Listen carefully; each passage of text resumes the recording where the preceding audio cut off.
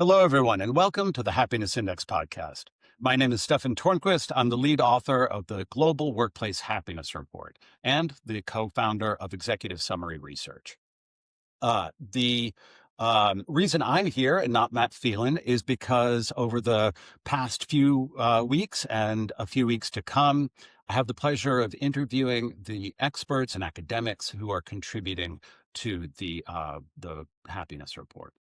And today we have a two-hander, and we're going to be talking about the highest scoring element of the research that we've just completed, which are relationships, or which is relationships.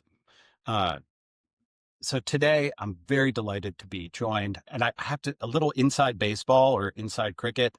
These two people have tried. This is our fourth time uh, of scheduling and starting to record, and this one's going to stick. We've had audio-visual issues and connectivity issues in the past. So thank you both very much for being here. Thank you very much for persevering.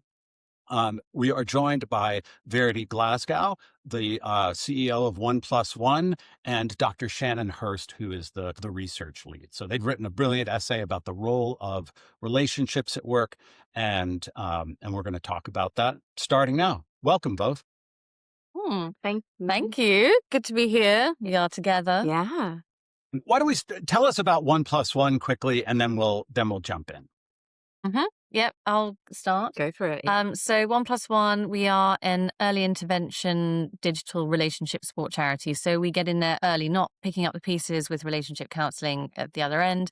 It's about helping people to recognize why relationships are important, what we can do to improve our relationships, maintain good relationships, and ultimately about kind of keeping that high quality relationship ultimately is going to improve your health and well-being and all of that kind of thing. And it's all evidence-based. And that's why I've got Shannon, who's our research lead. Great. All right. So this is a perfect jumping off point because I wanted to ask you about that phrase, good quality relationships. What are they? What are those qualities? Well, do you want to go with that? Yeah.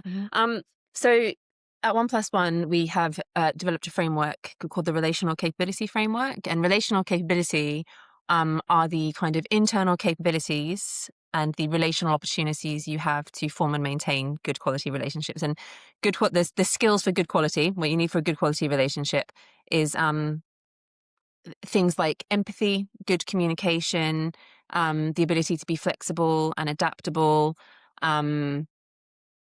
mentalization. So that's kind of thinking about hypothesizing about what's going on for the other person, but also what's going on for me. It's a psychotherapeutic term, but we all do it daily. You know, you see somebody reacting in a certain way, you like, I don't know, driving down a motorway with their hazard lights blinking and you're like, why are they doing that? What is going on? Also, why am I getting so angry about the fact that they're driving down the motorway with their hazards on? It's that kind of reflective thinking.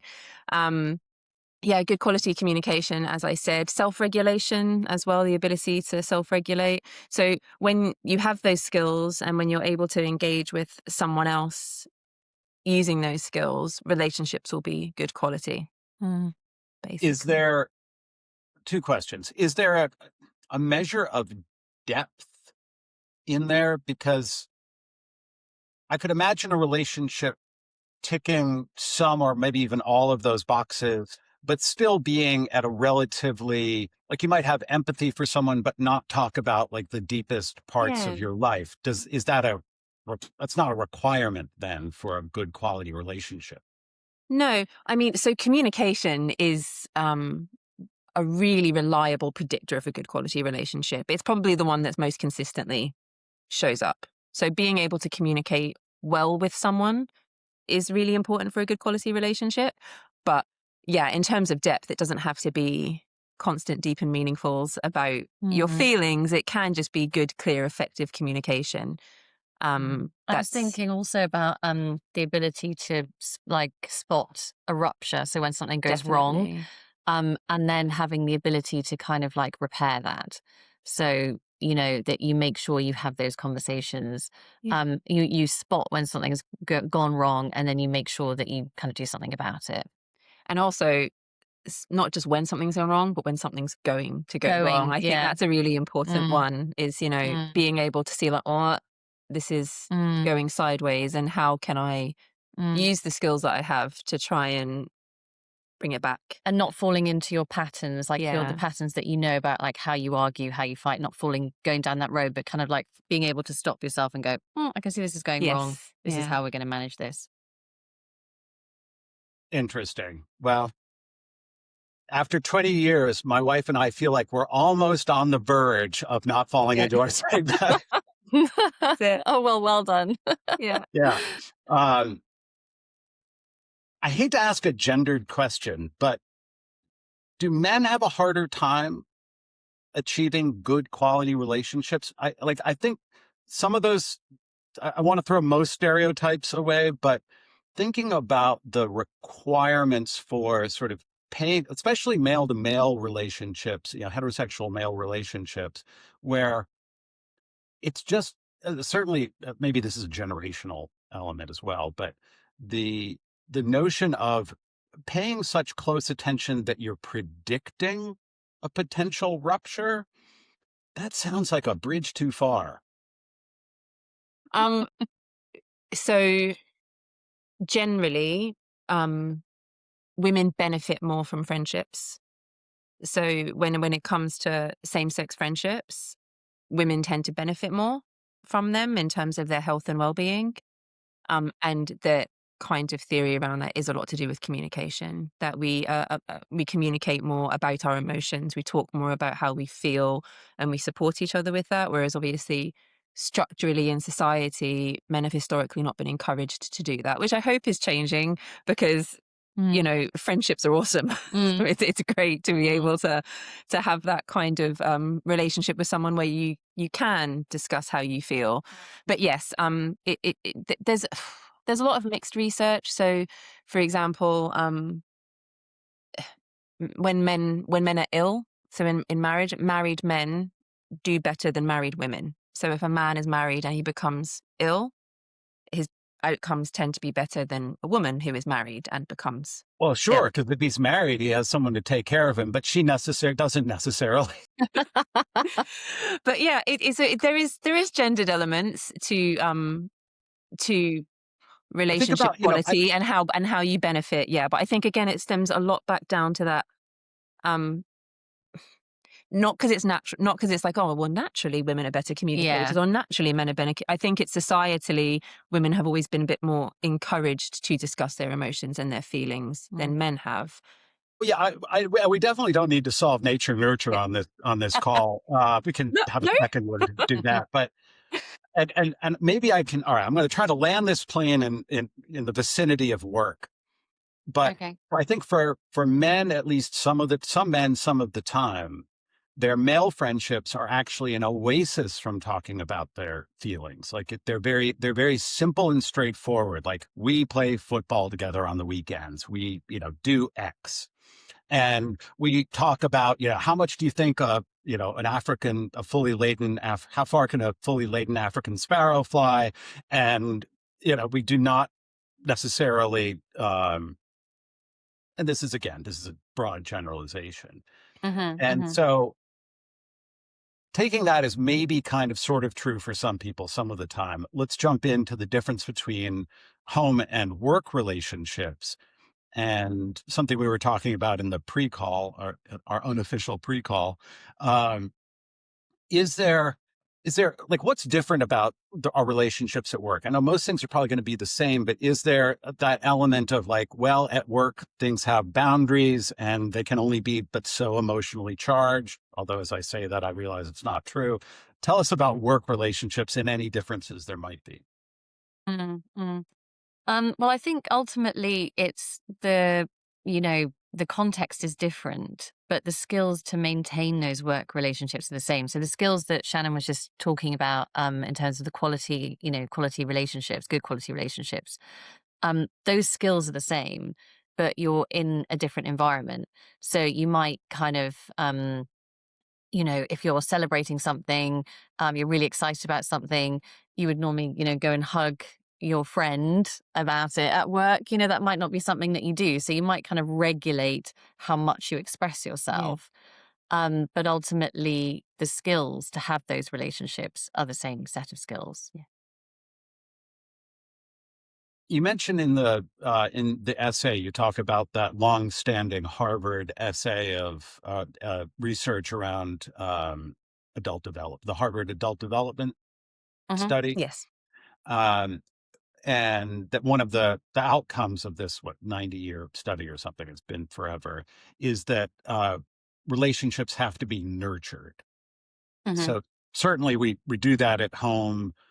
What does nurturing a work relationship look like? And well, let's start with just peers, and then maybe we'll talk about manager Mm. relationship. Yeah, I mean, nurturing workplace relationships is definitely so important. And I think sometimes when I think about it, I think it's actually a bit like when you start a relationship, with someone new, you're kind of more curious. Maybe you're a better version of yourself, possibly, when you're getting to know somebody. And so and then you can find out stuff about that person, you get curious about them, you ask questions, etc. But that can fall away, and it can fall away because you're really busy doing the work that you're doing. You will get kind of caught up in your own lanes and all of that, so you pay less attention to that Yeah. person. So that can fall away. And if you don't nurture that relationship, I think maybe if you're within a team with colleagues, then you might not get the most out of that kind of team relationship and that kind of productivity as a team. Um, but I think, for me, nurturing relationships at work is about really tuning into those colleagues, and listening. And so it's kind of like if they mention, um, they're taking their dog to the vet, or their kid's got a football match, or something's happening, something that's kind of important. You tune into that, jot it down, come back to it. How did that go? Is everything all right? What was the score last Thursday? Really paying attention Yeah. and showing that you care.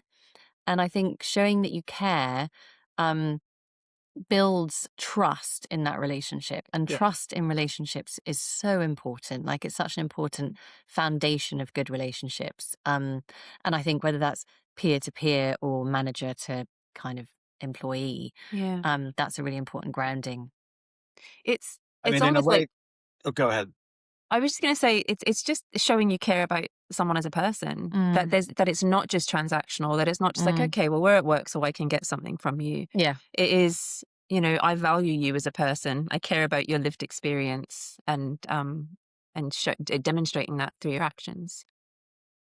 So if um, I'm thinking about our organizational design, and there's probably some hybrid or remote work involved. So I'm no longer in a position where I don't know what the traditional solutions to sort of encourage relationships would be. A lot of places it happens fairly naturally. In a restaurant, for example, you've got the different elements to bond. Um, but in knowledge work, increasingly, we were talking about this as well. You're communicating on through official channels a lot of the time, unless you're just sort of um, making fun of the speaker on WhatsApp separately or something. Um, what are like how do you sort of build in the opportunities? Like during the pandemic, I felt like there people made more of an effort to say, all right, well, we're going to start these calls with everybody say how you're doing, or various involvement games or Mm. whatever, um which is fine. That Mm. it can do some heavy lifting, but that kind of fell away, and so now everybody's just on a version of a conference call all day, even though it's Yeah. internal. Mm. um what do you do?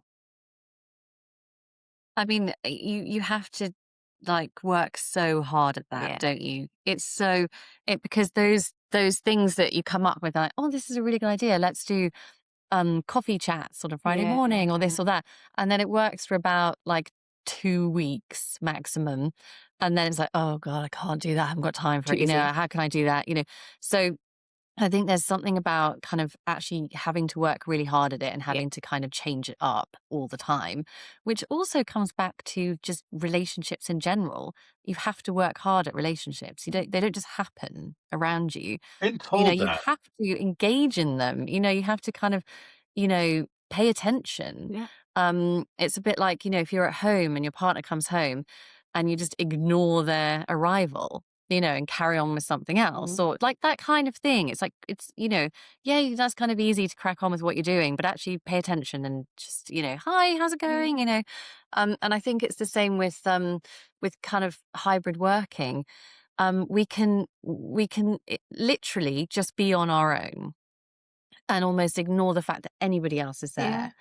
And it's sort of, again, just coming back to that paying attention. So as an individual, if you haven't got the sort of culture where, they're setting up things all the time for you to engage, all that kind of thing, as an individual, what can you do to check in with people? Mhm. How can you kind of like make someone feel more connected?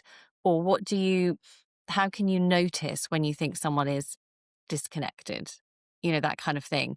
And then kind of bring them in and do your own thing. Or can you do a sort of like collective, um, something together that you've noticed that you're all into. For example, if you're all into running, a lot of us are running the London Landmarks Half Marathon soon, Great. and I so used to we. be a long distance runner.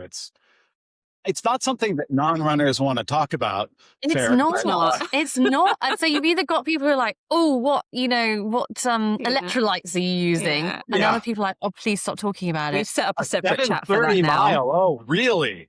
Yeah. Yeah, so it's Yeah. kind of like find a mutual interest. And if there's more than two of you that are mutually interested in that, maybe set up a different channel Yeah. about it and start like, chatting about electrolytes or film. If a bunch of you are really into that, it's like Yeah. you've got to be creative about how you're making connections and then how you're nurturing those connections. Mhm. And then sometimes we like all of us fall off the wagon and, you know, oh, yeah, I haven't checked in with that person for a while, but that's fine. Just Yeah. reconnect. Just make an effort.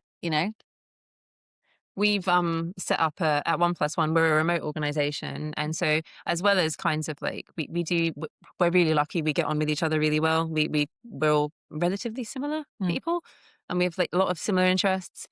But so we can have natters and stuff at the beginning of a staff meeting or like when we're having our, chats, whatever. But mm, we've also set up like just a co-working space where a few times a week we've set up just a Teams call for like 2 or 3 hours where people can join and work in parallel. And that supports those people who may want to work alongside someone but aren't super comfy talking in groups or things like that. mm, So mm, it allows you to kind of have those relationships where you can work in silence for an hour, but then if something pops up you want to talk about, mm, it's kind of a bit more organic to be able mm, to have those mm. conversations. So these are people who are on site at the same time Yeah, at well, yeah, I the mean, we're co-working all space because I've no, also it's a Teams call. It's a Teams call. So we set up like a Teams call because we're all remote workers and we all just whoever wants to work in parallel joins Mhm. and we just work There was a alongside there each was other. an app. I can't remember what it was called. Perhaps you do. There was an app. Of course, it was sparked in the pandemic, where it would connect people who were they wanted to be doing deep work Yeah. and as sort of as a commitment sort of company, but also as a commitment mechanism. Another person who is like, yes, I want to spend the next hour focused. Yeah. So it would connect you and I guess the principle was like, well, we're both committed to this, so I'm not going to go and pick up the phone and doom scroll or Yeah. whatever. Yeah, it's that Um, sort of thing. That's exactly what we do. Yeah. Yeah. Interesting. That is interesting. One thing I started to do a couple of years ago with intermittent falling off the wagon was not just saying like, "Oh, how you doing?" but Mm, like, "What are you thinking about?" Like some kind of like a more it's a little bit like because I learned this from my daughter who's 14. We were living outside of the city for a while, and so it involved some picking up and dropping off. And if I asked at the end of the school day, how was school? The answer was terrible, just whining like fine.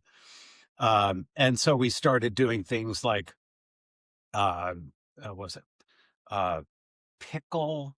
basically pickle, banana, something else. But like, what's the best thing that happened in your day? What's the worst thing? What was the funniest thing that happened in your day? And so this was a simpler sort of adult version of that, which is like, what are you thinking about? That kind of something that requires, because we're always just going to say, fine. Yeah, Yes, for sure. absolutely. Yeah. I Yeah. mean, especially Yeah. the Brits. Oh my goodness, I Always fine. know. Yeah, Fine, I'm always fine. fine. I'm okay. How are you? Flesh wound. Yeah.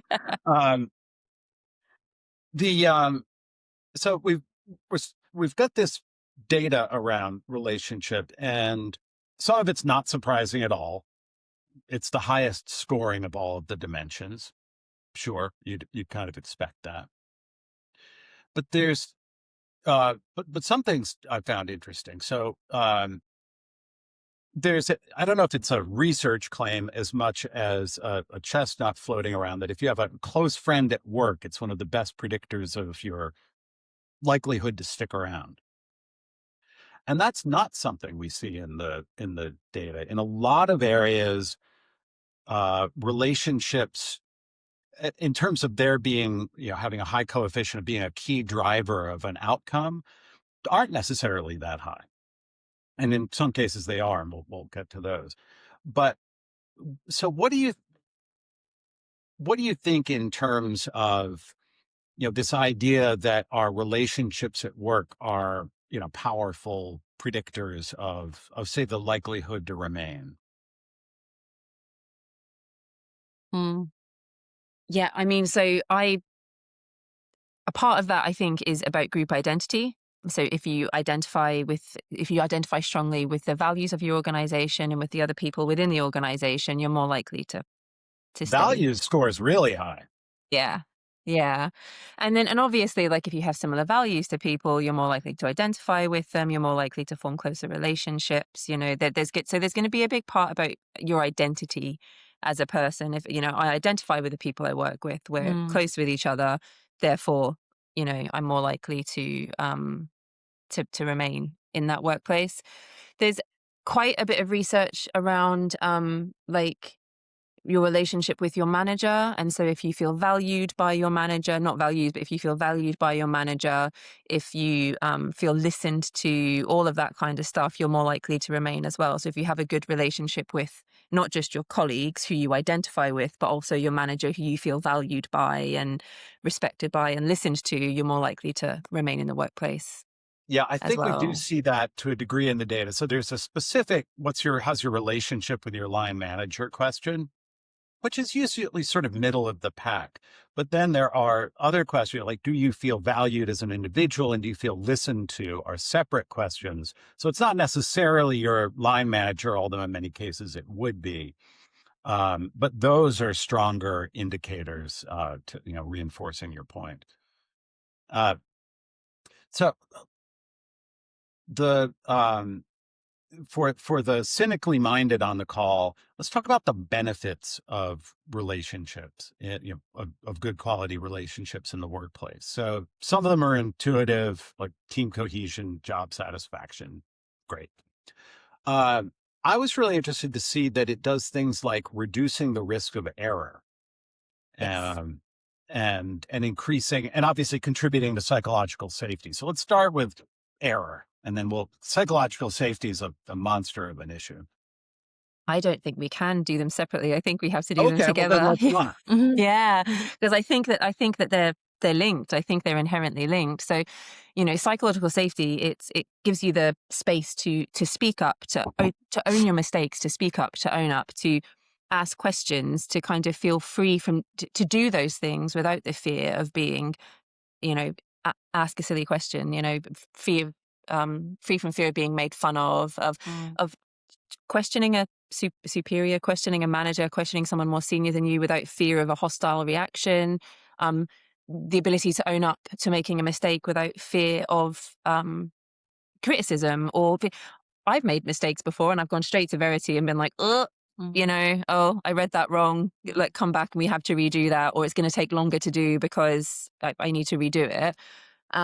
Yeah, like because I feel safe that she's not going to go, you what? And then they'll, it'll be like, okay, cool. Because there's psychological safety and there's trust in that relationship that I can go and say, actually, I want to redo that. So yeah, like the psychological safety affords you that space to speak up, own up, ask questions, all of that. That ties into error rate. That ties in, because if you are in a space where you are able to speak up about something, your overall error rates will decline. Your error rates will decline because it encourages learning. It encourages institutional learning. So people are learning from their mistakes. People are learning because more people are asking questions. Other people are learning from it as well as them. If you're owning up to your mistakes, obviously error rates are going down. There was really cool research done across the 90s and early 2000s. And one of them was done in a hospital setting. And it was about innovative cardiac research. And it was like, there was some kind of like digital element to it effectively, but they went into it and the research was looking at it in kind of a flat hierarchy. And so nurses were able to question very senior cardiac surgeons. And it was, this is kind of where the study was. And A notoriously easygoing bunch. exactly. Super chill about everything and really enjoy being questioned about their methodology. 100%. So, so this research basically looked at this innovative cardiac research that was going on. And it basically went fantastically because there was this psychological safety for, scrub nurses to speak up and be like, actually, I think you're going to make a mistake there. And so there was less mistakes because people felt confident and comfortable to question people who were in a more senior position to them without fear of reprisals. And yeah, I remember reading some research about kind of the more senior you get, the less reflective you are about your abilities. And it's effectively there's less people who challenge you. Because, because you're less reflective because there's less people going, oh, Really? are you sure Yeah. about that? Yeah. So, the I creating think an human history environment, would back you up on that. Yeah. anecdotally, psychologically. Yeah. So I think creating a psychologically safe working environment is critical to reduce the error rate. So I think those two things do kind of go hand in hand. And then obviously psychological safety, there's, it does create more innovative environments, I but was it just going to also, say, like, error rate, yeah, all well and good, but the implication is maybe more exciting depending on what you yes, do, which is, absolutely. an innovative organization absolutely depend, like long-term innovation, not sort of Yeah. necessity of some other Yeah. invention, short-term. We're about to go out of business. I came up with something kind of innovation, but long-term, like iterative and big step innovation absolutely requires that. Yeah, absolutely. And the ability to problem solve in a safe environment as well, like throwing ideas out, the ability to think a bit more laterally as well. And also kind of Yeah, collaborative totally. communication and I'm just thinking about kind of, risk management, looking at sort of how you kind of manage risk in a large organization and the importance of bringing people with you, and them being Yeah. part of that. I think then creates a kind of culture where you could then be more innovative, take more Yeah. risks, but you're doing it in a way where you're kind of collaborating with colleagues because you've got that trust and you've got that good quality relationship, which is kind of underpinning everything. Yeah. So, as for the business person who's listening to this and saying, "Well, this is all well and good, but I can't think of sort of how do I make the space, or what might I do to um nurture that, like, for example, is it all right, I should focus on line managers and empathy, like, Hmm. people, like, what can you sort of practically move forward that might just sow the seeds for psychological safety and trust? I mean, you're not going to make people friends; they'll do that on their own. Yeah. Um, but you can think about the the environment from the standpoint we were just discussing. Like people should be able to speak their mind, have adult critiques, and accept those, and so on. Mm, Yeah. mm, mm. Yeah, I mean, we were talking about this earlier about how, um, you know, you can't just go, oh, I just want to learn empathy. Yeah. Now I'm just going to learn empathy and I'm going to apply it. Yeah. It's kind of like you have to think about how you can, you know, as yourself, kind of be more empathic, whether you're at work or at home. Just start to think about yourself and practice that in all of your relationships. So not just kind of going, I'm just going to be a more empathic line manager. It's like actually me as a person, I'm going to understand how this impacts Yeah. kind of everything around me, not just my work relationships. And so, one of going back to those skills at the top of the podcast where Shannon was talking about how we build good quality relationships. And one of the really key things is just being able to put yourself in somebody else's shoes. So that becomes very basic. It breaks it down completely. And just looking at something from someone else's point of view. And if you can start to practice those skills in all environments, not just in the work environment, and see how that then affects the return conversation, like see how that then affects your kind of conversation with that person, Yeah. or um your relationship at work with that person, you can start to kind of feel the benefits of it. I think it's a little bit about a bit like, if you don't do exercise and you start to do exercise, Yeah. you start to feel the benefits. It sounds, crazy, but exercising good quality relationship skills is, the Harvard study has coined the term social fitness. It is about ultimately practicing those skills every day, those small interactions, which you will ultimately then start to benefit from yourself. You'll start to feel those benefits. Oh, might do a bit more of this actually. It's working. It's going quite well. So, that's what I would say. It's practicing those skills, those small everyday interactions wherever you are, whether you're at home or you're at work, and start to feel the change and the difference. Right. I mean, with empathy, like so many things, it's not so much the distance between 0 and 1, but between nothing and 0. Like that, just taking the step to think about it Yeah. Mm, um, is um, is by itself quite important. mm, Um, the in a relationship or a work environment, mm. it's not always easy to slow down long enough to take that No. moment. Like, all right, how are they coming in? Like, I'm upset because something has gone wrong. Mm. How might they feel? Um, and yeah, Yeah. it is a muscle in its way. It For is. And sure. and actually interestingly on that, often the first thing we do in our kind of skills-based stuff is actually saying just stop. Stop. Yeah. Literally, just shoulders down, just stop. Yeah. Before you start thinking what's it like in someone else's shoes. And if you can just stop for a moment, that's like the first level, isn't Totally. it?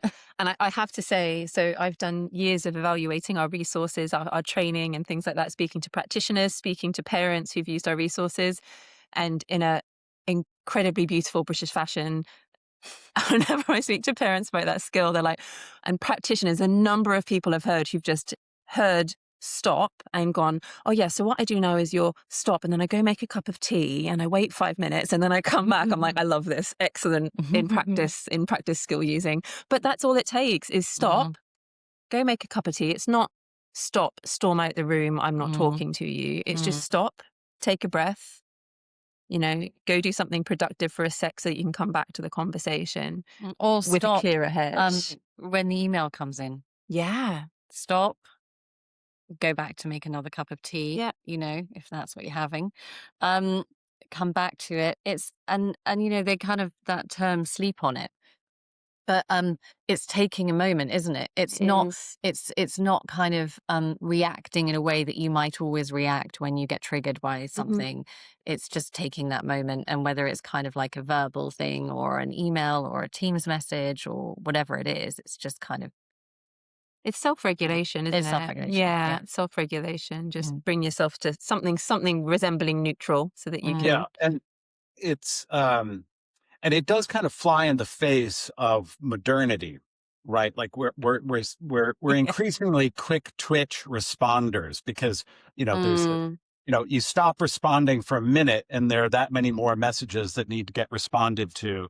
And it's um a negative both for the sort of any emotional component might go either missed or overreacted to, underreacted to. Yeah. Um, and then there's mhm. just the very practical that, there's never been a piece of writing in history that didn't benefit from a second look. You even with like a text message, sometimes you'll see something and you're like, because I put that period in there, this sounded sharp, right? Like abrupt, not the intention, but that's the way it came across. Um, so I was going to ask, my last question was going to be, is there a micro habit for that overworked manager or anyone?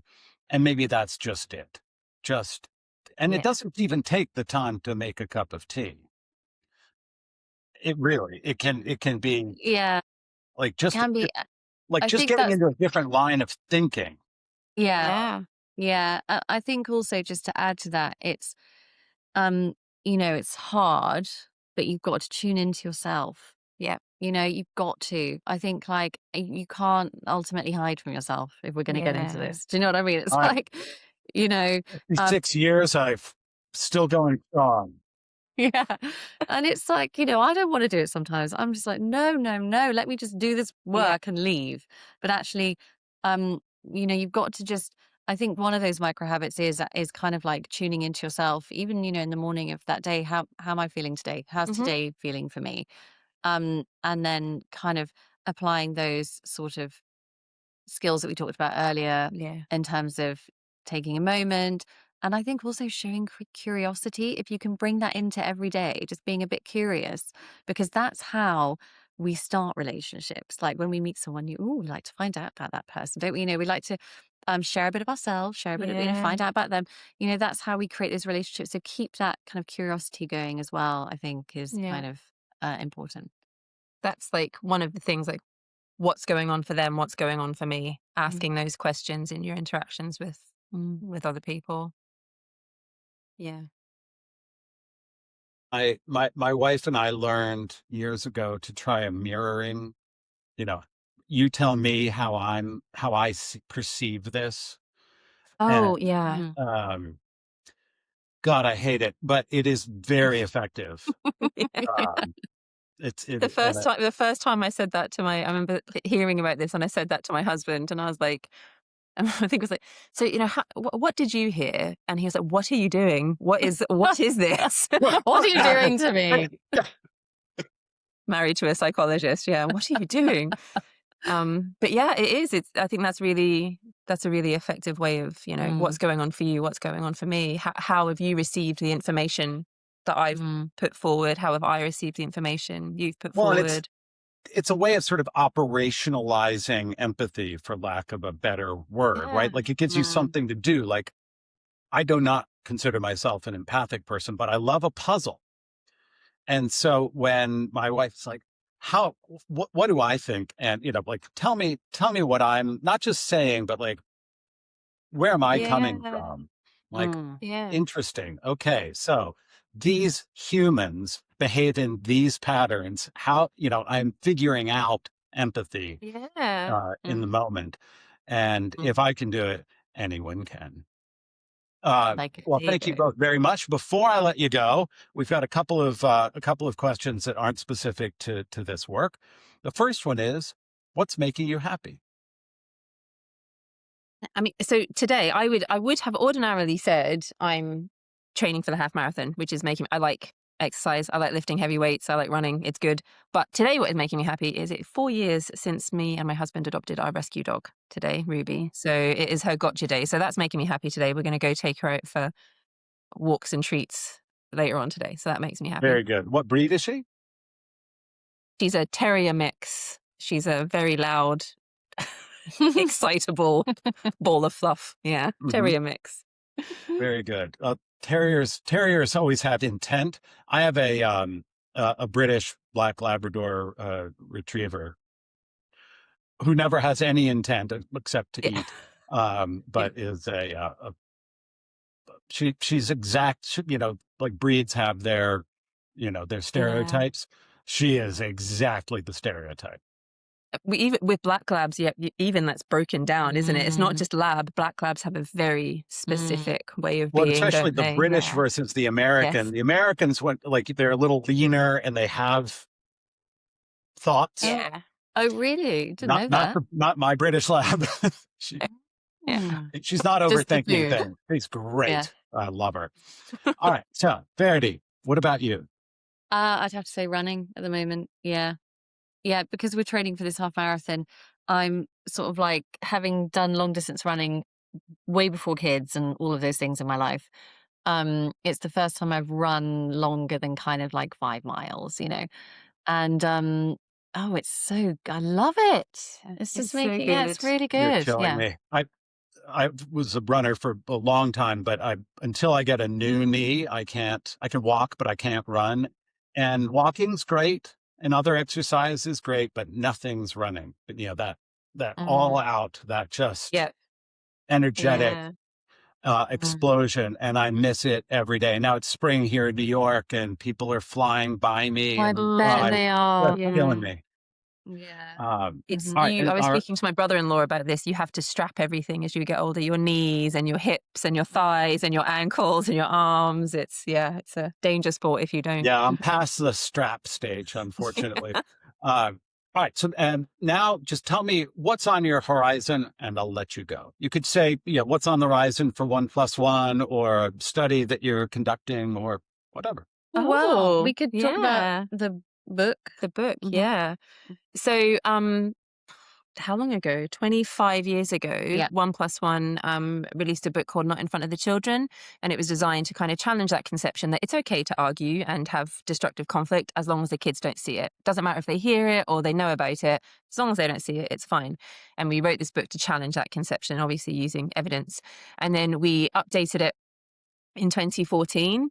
And now the time has come to update it, edit it, add to it again. And so we're beginning the process of pulling together all the evidence around, the impact of parent relationships on children. So not just conflict this time, but really looking at bringing all the evidence together of what is the impact of the parent relationship on children in terms of good quality parent relationships, but also destructive conflict. In the UK, there has been a lot of government policy over the last 10 years around reducing parental conflict to try and break those intergenerational cycles of trauma and conflict and the impact that has societally. It's sadly, it's kind of maybe coming towards an end at the moment, which we hope it doesn't. But, how has society changed? How have parent relationships changed? How have practitioners changed in terms of how they work with families? So bringing a lot of that in. How has COVID changed how parent relationships impact children? And, Which of those are durable? Which of those are a blip? exactly. So, looking at the impact of the parent relationship along developmental milestones, but also within societal constructs of the last 10, 12 years. Yeah. But also we're trying to raise the profile of parental relationship because so much it will just get squeezed right back into parenting. Oh, go and do some parenting classes. So it's about bringing it back because there's no point in doing a parenting class if your relationship is on, it's not going well. So let's raise the importance of the parental relationship. And we're also kind of looking at this as a sort of like public health message.